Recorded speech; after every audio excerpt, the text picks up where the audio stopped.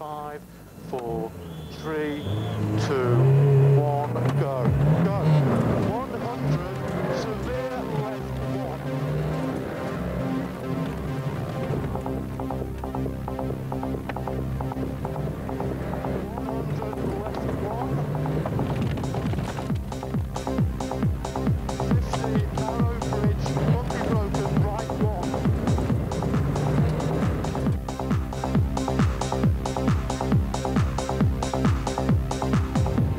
Welcome to a brand new motorsports extravaganza, the Privilege Insurance London International Rally, the first to be held in the southeast for nearly 30 years. For an entire weekend, the Windsor, Bracknell and Weybridge areas will play host to a contest of skill and speed involving nearly 100 cars. Headquarters is here at Windsor Racecourse, but the real action will be south of here, with stages just off the M25 and M3. And helping us to follow what promises to be a great new event is Penny Mallory, herself an experienced rally driver. For a rally team, there's nothing quite like the challenge of the unknown, and that's exactly what we have here, with over 100 miles of competitive rally stages over a real cross-section of terrain. Look out for the traditional forest stages, and then there'll be the MOD tank testing tracks. Plus a nostalgic trip to Brooklands, once the mecca of British motorsport. So why stage a brand new rally near London? There's a lot of people who go all the way to the Lake District for their rallying, would prefer not to, so they're here on our event. Obviously we've actually got to build an infrastructure, we've got to build an organising team, we've actually got to build the special stages. This is a brand new venue at Windsor Racecourse. There's a lot of work that goes into it. It's here, it's fun, and it's going to be entertainment. Get away from the little village weekend club rally, put on a national sporting event, be it basketball or motorsport. Ours is a rally. Well, this is where the rally really actually starts, because this is the scrutineering bay, where every single car in the rally is checked over thoroughly by the scrutineers to make sure that they adhere to all the rules and regulations of the rally, and safety obviously being the most important thing. So once all the cars have passed scrutineering, they're ready to start the rally in the morning. Leading the 100-strong entry will be world-class professional Malcolm Wilson. He's travelled all the way from the Lake District. Well, I think it's a fantastic idea, first of all. I mean, I think it's something that we've been wanting for many years, to bring a rally into where the people are. The same type of stages as what you used on the first day of the RAC, and they always prove to be very difficult on that, so I can't see that they're going to be any different down here. But having said that, there's plenty of them, there's 30 to go at, but the one thing here is if you do make a mistake, I think you have to say that you're out of the rally, basically. Malcolm's a full-time professional works driver for Ford and has over 20 years of experience behind him. Barry Richardson, on the other hand, spends his days speeding around for a very different reason, pursuing traffic offenders on the M25 and M3. Then sees that you've stopped on the motorway hard shoulder, but other than in an emergency. And another set. So how does it compare? Bad mud on the outside. What's the ditch on the outside? The main difference is really that I'm going to be driving on controlled special stages away from the public highway. I'd like to think that really I'll do quite well. I'll give it obviously my best shot, and I would expect, all things being equal, to finish in the top half of the field. Other than that, I can't sort of predict. We know Barry fits the bill, but what about women drivers? We are represented as well. Janie Eaton from Maldon in Essex is made of the right stuff. We'll keep the rein ties on there. Come back to here. You have to be a lot more stronger on all of your top half of your body. I mean, I do train each week to keep my body strong for the sport. So no, if you maintain yourself, then there's no reason why you shouldn't do it. Janie Eaton is finding her way in her Escort Cosworth, but a man who's seen it all is number 4 in a brand new RS 2000. Stig Blomqvist, former world champion. The first stage we're going to concentrate on is in Swinley Woods near Bracknell. Just off the A332, this is normally dog walking country for the locals. This weekend, it's a hairy 2.4 miles of forest track. This is what's going to make the very first stage of the day, and in fact the whole rally, very interesting. The competitors have been told that this stage, the very first stage of the rally, is all tarmac, and for the most part it is. But in places, it's incredibly muddy, And the chances are they're going to be on completely the wrong tyres for these kind of conditions. So really anything could happen. 15 seconds. It's chicanes like this one that could be entertaining as cars lose 10. grip under braking. We're on board with Malcolm Wilson and you'll see just how slippery it is out there. 3, 2, 1, go. 45 left.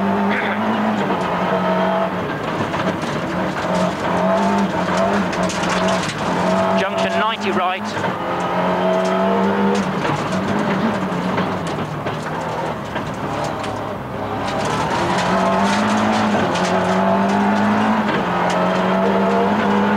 Looks good out there. I wonder how co-driver Brian Thomas is finding it. Goes 45 right, 45 left after the crest.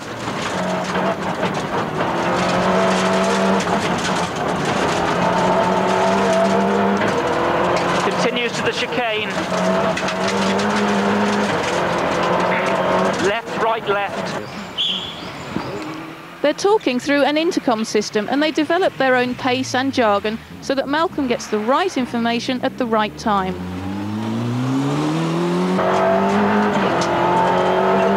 Goes long 45 left.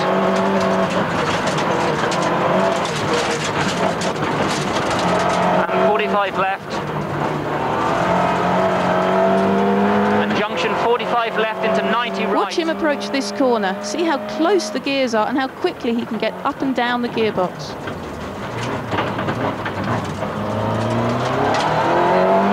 And 60 left into 90 left.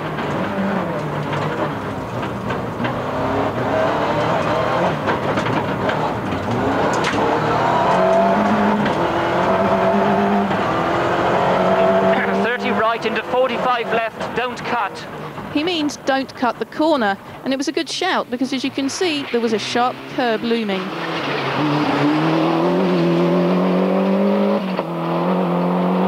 Sometimes the message doesn't quite get through. Here Malcolm decides to take his own shortcut.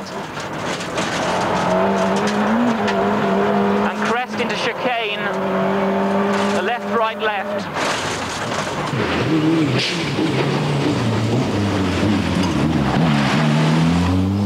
We've been on board with the British champion, and that took just 2 minutes 31 seconds at an average speed of nearly 60 miles an hour, peaking at over 100 miles an hour. And okay.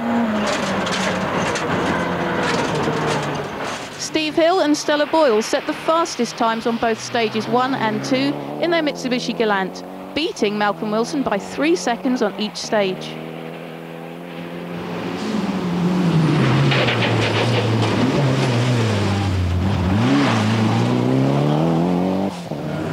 Now let's drive with Stig Blomqvist and Keith Oswin.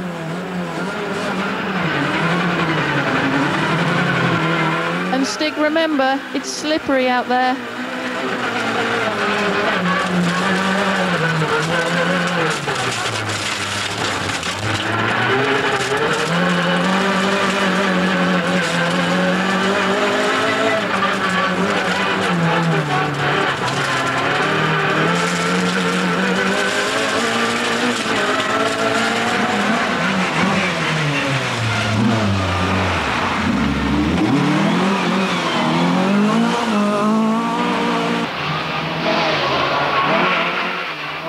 Swedish veteran set 10th fastest times on both stages.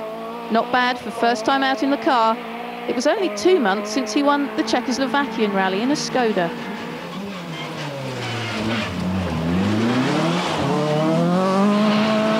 The Subaru Impreza of Richard Moore and Alan Cook looked impressive as they set second fastest times, proving smoothness really does pay off.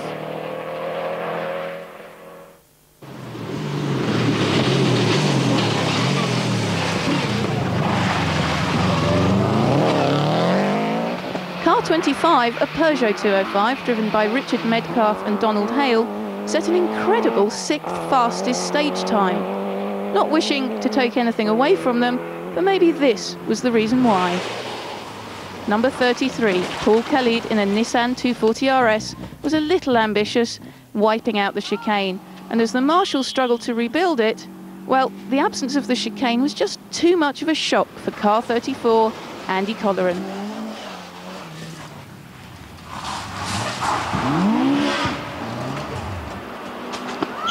And all that cleared the way for car 25. Thank you very much.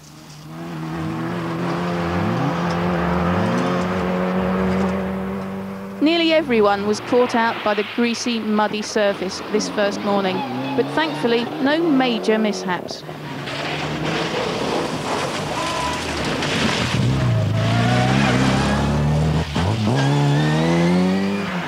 Number 73 almost had our cameraman on board.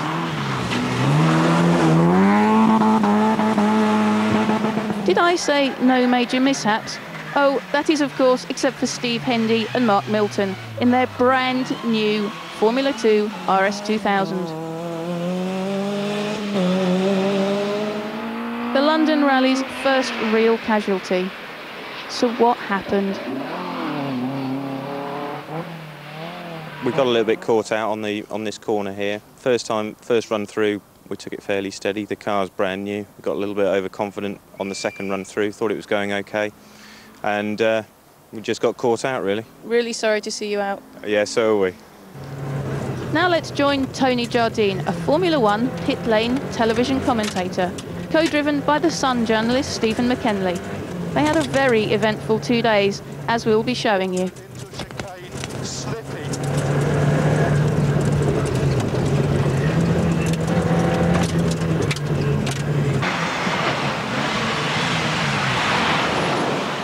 Let's just nudge this chicane a little for the next time through.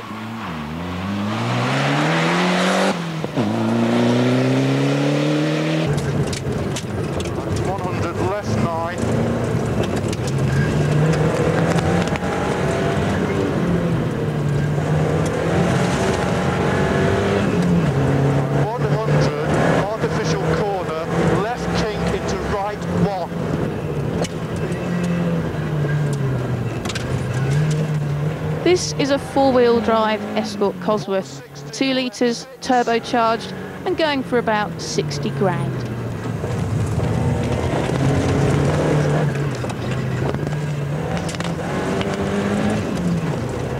Drivers tend to prefer either tarmac or gravel, and today they have to cover both.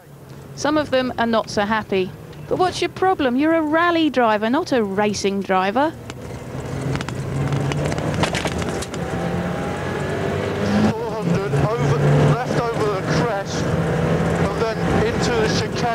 Slipping.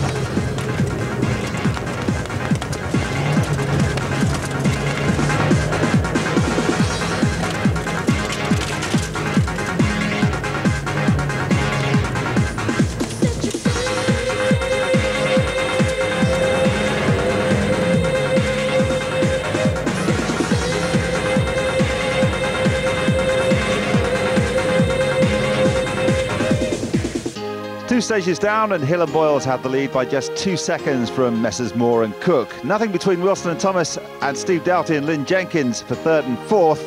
But coming up after the break, some seriously heavy-duty machinery as we head for the MOD stages at Longcross.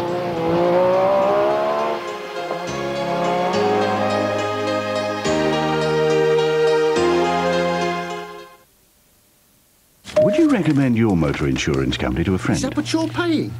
You know who you should call. Oh. Well, each year, hundreds of thousands of people do just that. Direct Line Insurance. We come highly recommended. Call 0181 686 2468.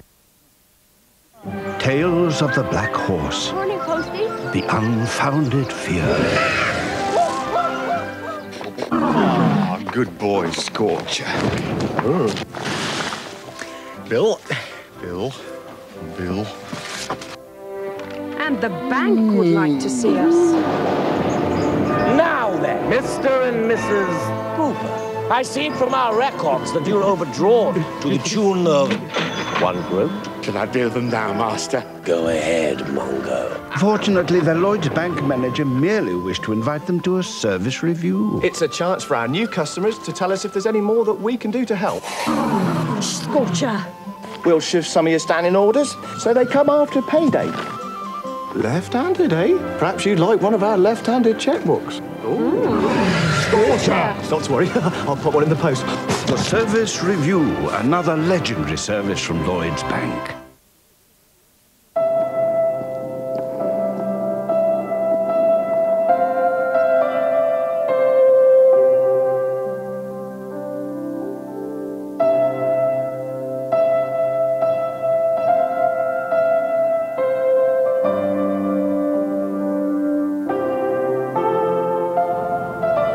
In tutti questi anni non mi è mai sembrato che sentisse la mancanza di una macchina.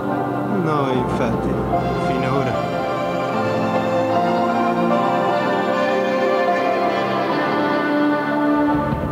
Mondeo. It makes all the difference.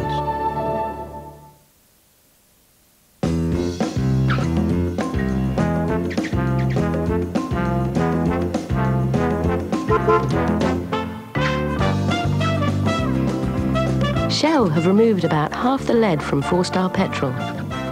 So, if you want to halve the lead your car puts into the air, you don't need a new car. You just need a new petrol. Fill up at Shell and help make driving that little bit cleaner. Be seduced. You created a monster, now you want us to kill it. Be intrigued. Be warned. Species. And as to your claim that you could not afford motor insurance, I can only say... da-da-da-da-da-da-da. If you're looking for a good deal on motor insurance, there's one company that comes highly recommended. Call Direct Line. Call 0181 686 2468.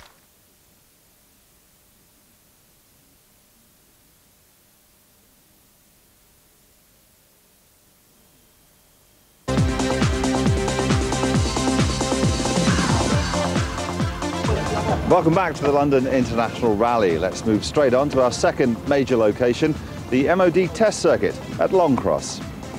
Just off the top of the M3, but built for speeds even faster than we can all drive on the motorway, let's join Penny Mallory once more. Now this is what they've come here for. This is the Longcross stage and it is entirely tarmac, not 1 ounce of gravel. It's fast and it's flowing, apart from a couple of tight chicanes. They are really going to love this stage.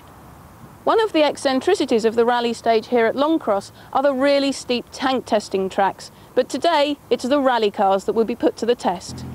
All seems to be going well for Malcolm Wilson, lying third, as he pulls up to the line for stage 3. 5, 4, 3, 2, 1, go. Yes, you could say that. The main shaft. Not going to go anywhere. Looks like their rally's over. Well, it's not very good, is it, basically? No, it's something we haven't had happen for 2 years.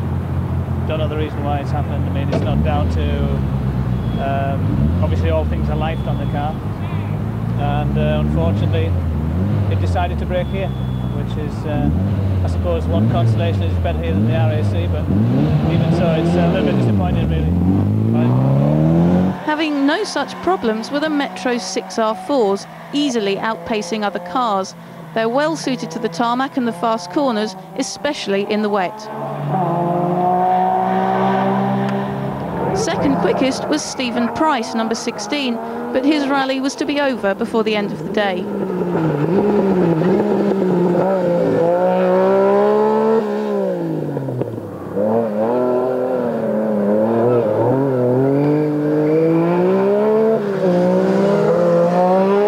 Chasing him hard and fastest was the red Metro of Tony Davis, who was an impressive 6 seconds quicker than anyone else. In complete contrast was the 25-year-old Capri of Nigel Barnett and Paul Marshall. Working his way up was Tony Jardine. How was he coping with the conditions? Not too bad. It's very, very slippy, I think, as a lot of competitors are finding out. They've already slid off into banks and things, but just trying to feel our way on the early stages. It's so slippy, not sure which tyres to use. Having fun. 10. He seems happy, but watch the countdown carefully. 5, 4, 3, 2, 1, go. Jumping the start will cost him a massive 1-minute penalty. Let's join the crew for what should be 2 laps of the Longcross circuit.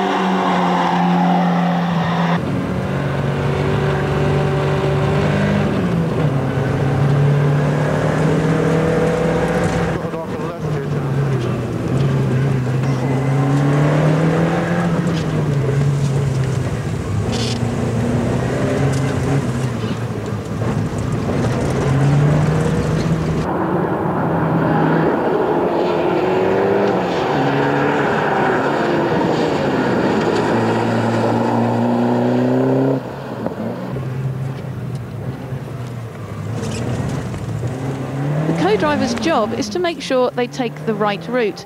They're coming up to a section where they need to go right. 150, split, keep left. Yeah, keep left.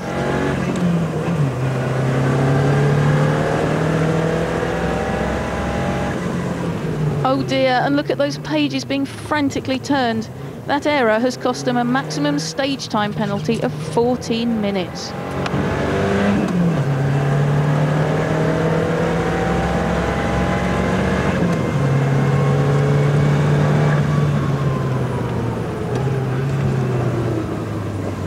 I lost that completely then. All in all, not a good stage for Tony. Stig Blomqvist was pushing hard and just inside the top 10 as the first Formula 2 car. He makes it look so easy.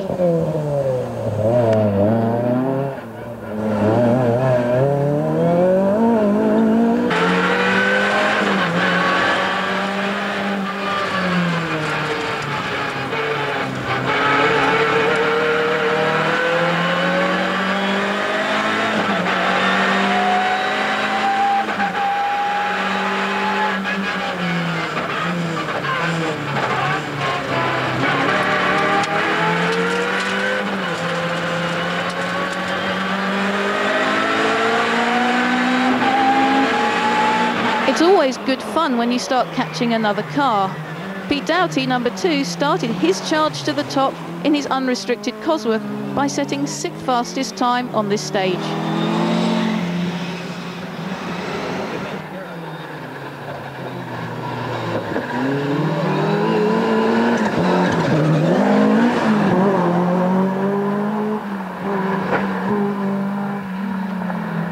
Steve Hill and Stella Boyles were certainly trying hard. Their spectacular drive not only scared our cameraman, but lost them 10 vital seconds on the leader.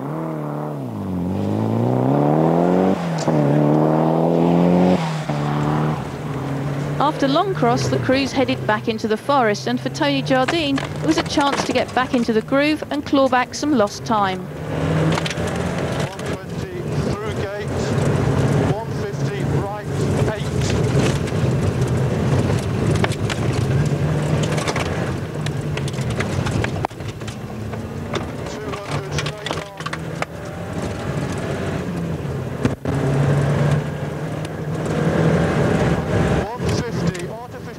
And his rally is about to go from bad to worse. As he crosses the line, a tree suddenly jumps out in front of him.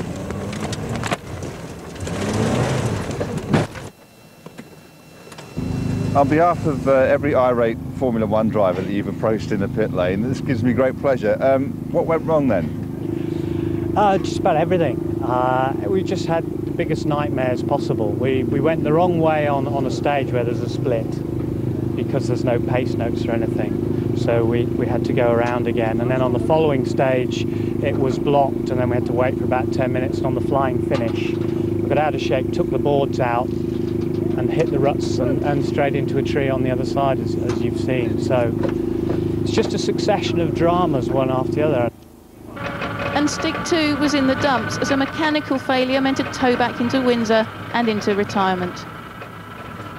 They have had a bit of a problem with the water pump, the belt coming off, and now finally the engine was giving up, and it's happened a second time.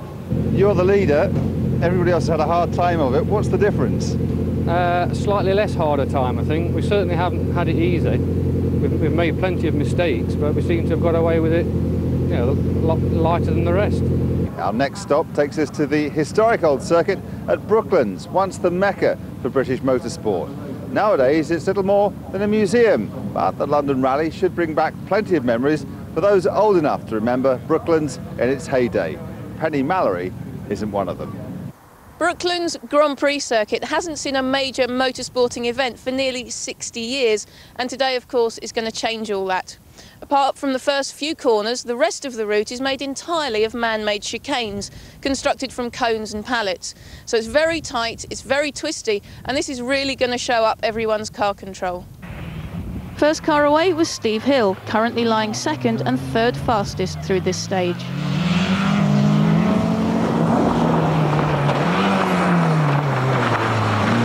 for him, he's the first to discover a deceptively tight right-hander.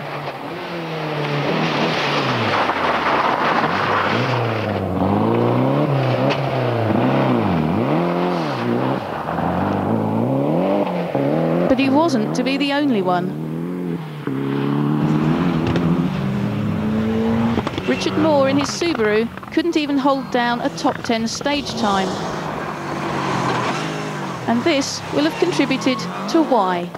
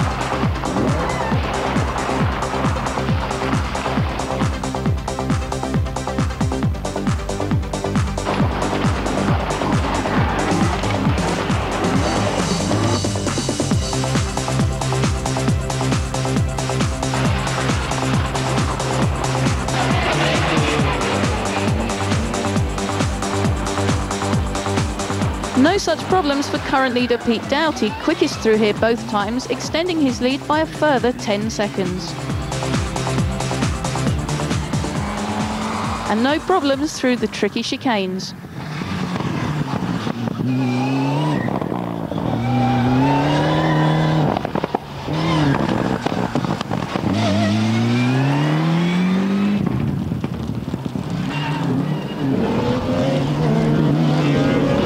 Not in the top 10, but leading F2 and certainly spectacular was Paul Dias.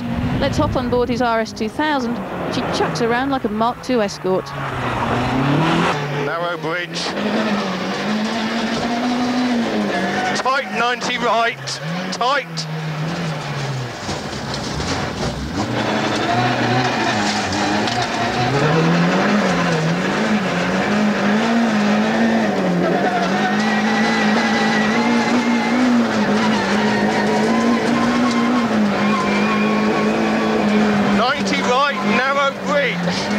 Immediate.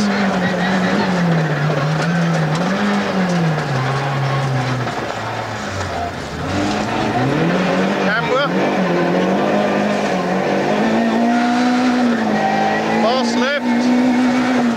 90 left.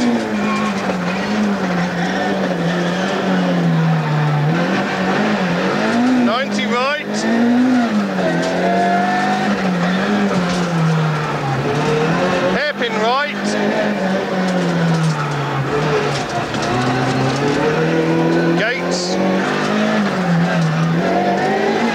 45 right, 45 left. 90 left, 90 right. 90 right.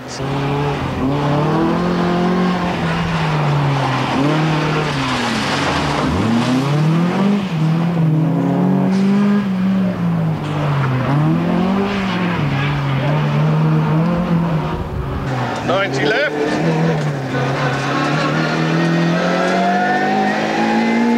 45 right into 90 left.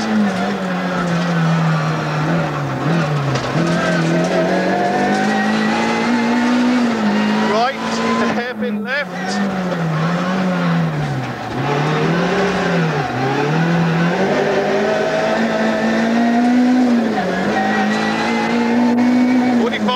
Into 90 left, in front of the gates.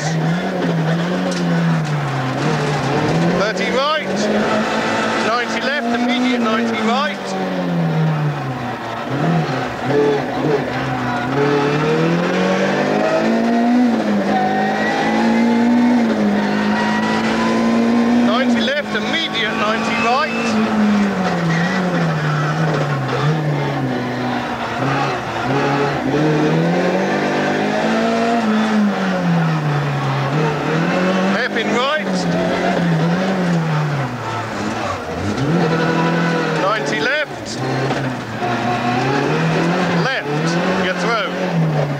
the first day draws to a close, let's join Penny back in the woods. The rally crews are about to start the final 2 stages of the first day, and it's the only time on the rally where visibility may start to become a problem as the light fades. So for the top runners, maybe they'll get through okay, but for everyone else, they'll be putting a light pod on the front of their car for maximum visibility.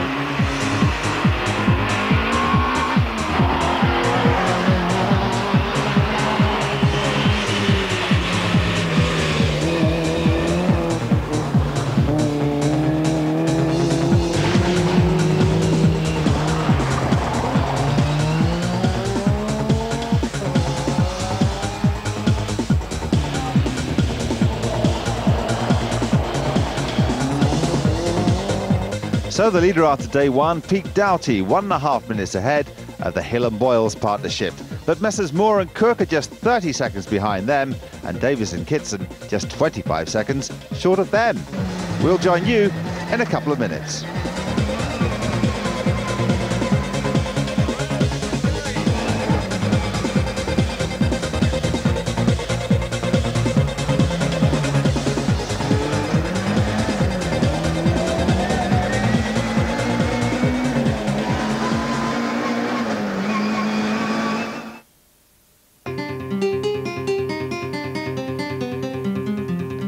The Thames at Windsor, a tranquil autumnal setting, most of the locals still tucked up as dawn breaks on Sunday and day 2 of the London Rally.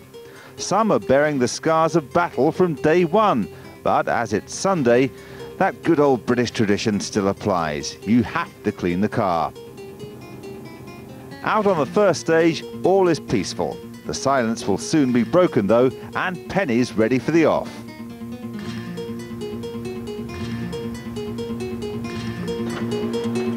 Pride of place goes to the overnight rally leader Pete Doughty and Lynn Jenkins. They're first off through Swinley Woods.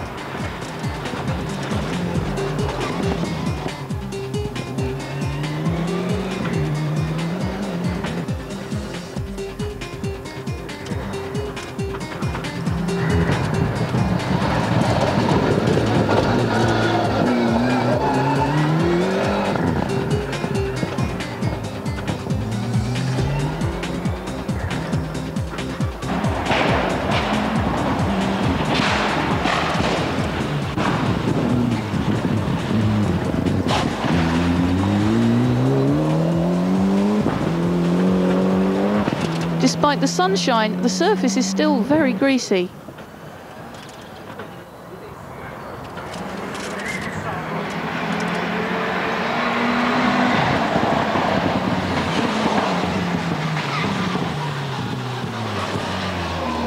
He got through that chicane okay.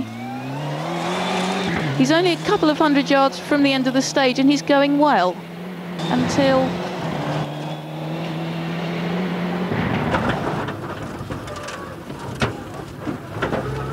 Oh, what the hell, it was still a good stage time. Car number 5 is not making much impression on Doughty, but Steve Hill is comfortable in second place.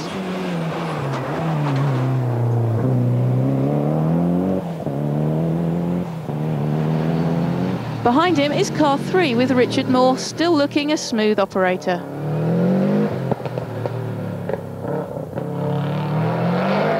Paul Dias and Simon Warner have overcome the curse of our onboard cameras and are actually doing very well in their class. Let's enjoy a quick sprint with the men from Lichfield.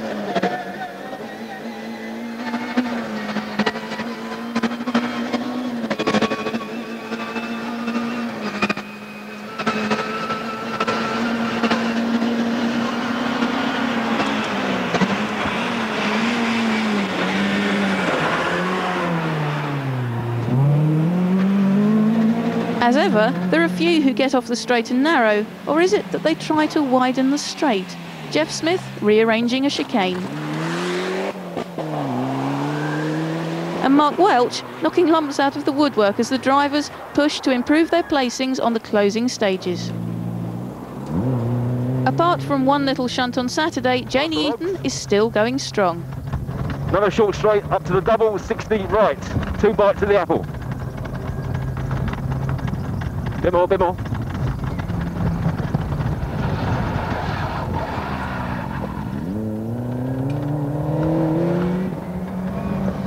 Go on, go on.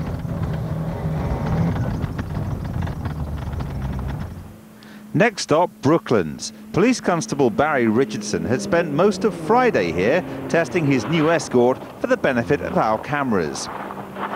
Obviously, the sneak preview hadn't done him much good.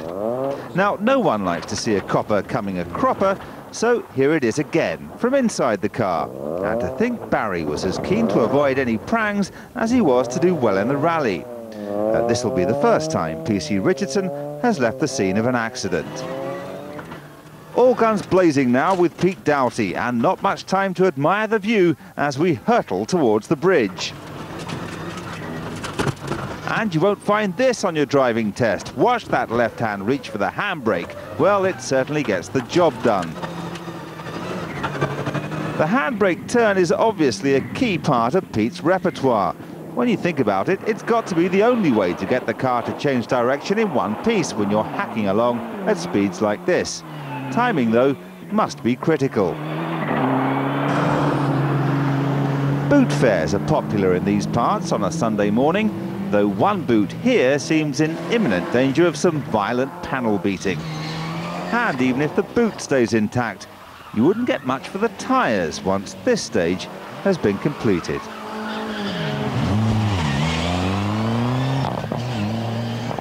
The frantic schedule soon has the teams back in the woods, and some have lost track.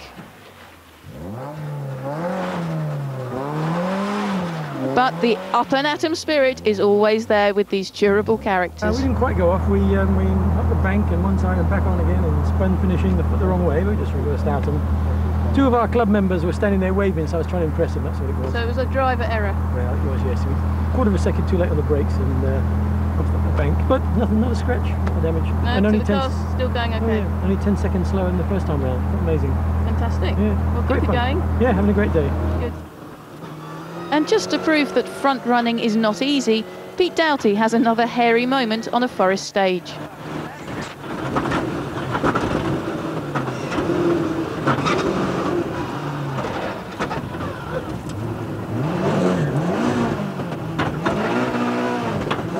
Fortunately, that has cost him only a few seconds and the lead is safe, for now. Barry Richardson is back on track after that shunt at Brooklands. He looks sure to finish in the top half. But now for a real treat. We've been on board, but now let's sit on the bonnet with Paul Dias, and our camera gives you a real insight into the speeds involved and the problems of flashes of sunlight on a stage like this.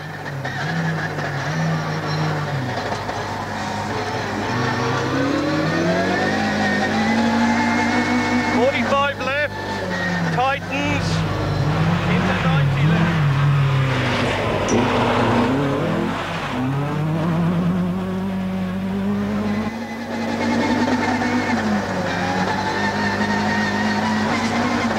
Right, 45 left.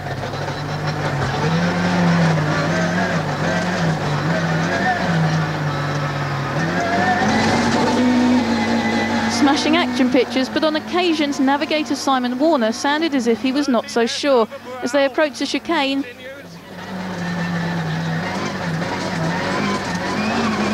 Paul, it's a chicane. Well, it's a chicane. Whoa.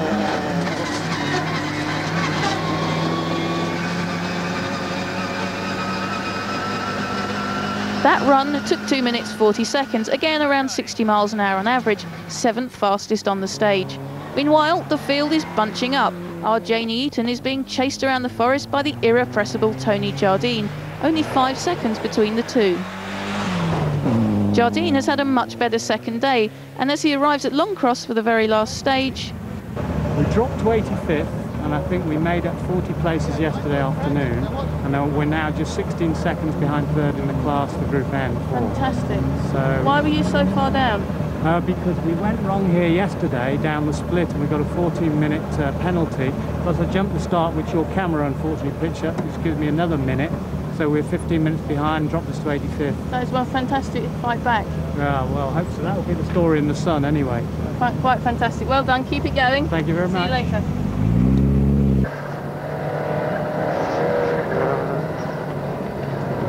left 9, 150, caution, severe left and right.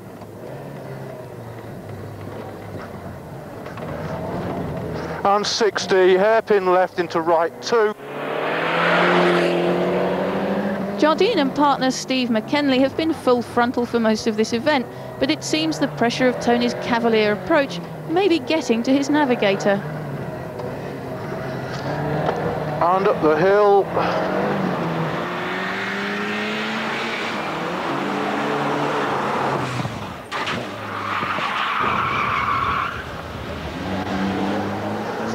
Thank you. Just a bit steady. Downhill into the left 6. Great for pictures, Tony, but not very good for us if we go off.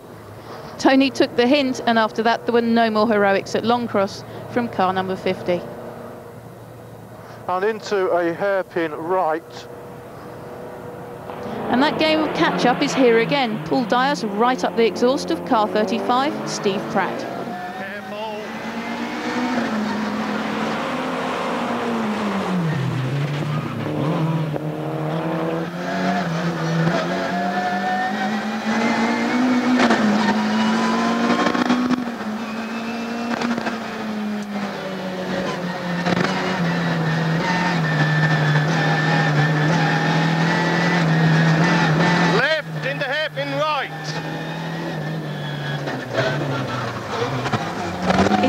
To lock onto the car in front, but it's not such a good idea approaching a split. Do not follow him at the split. Chicane left. We've seen some fantastic rallying action this weekend, but don't get any ideas. Drive safely on the way to work in the morning.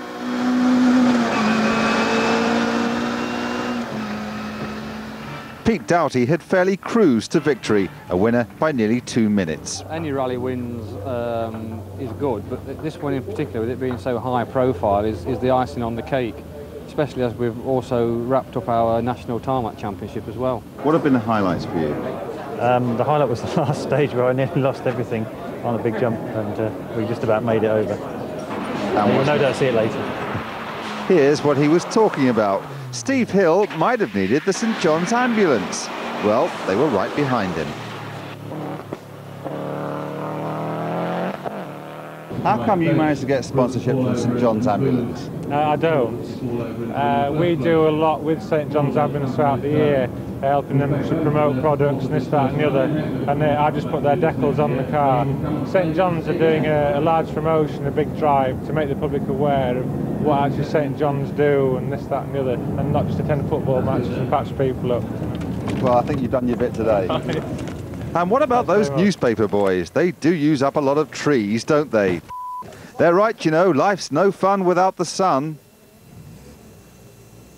We made mistakes, as you know. 50% my fault, 50% his, so we've taken our share of the blame, and then we just really got it together and clawed our way back from 86th, one from last, back to 23rd and 3rd in our class, in the showroom class, and we should get a cup to go with it as well, so we're very pleased. It's been really good. It's been very hard. A lot of stages, you know, in more stages than doing the RAC rally, but it's been well worthwhile at the end of the day.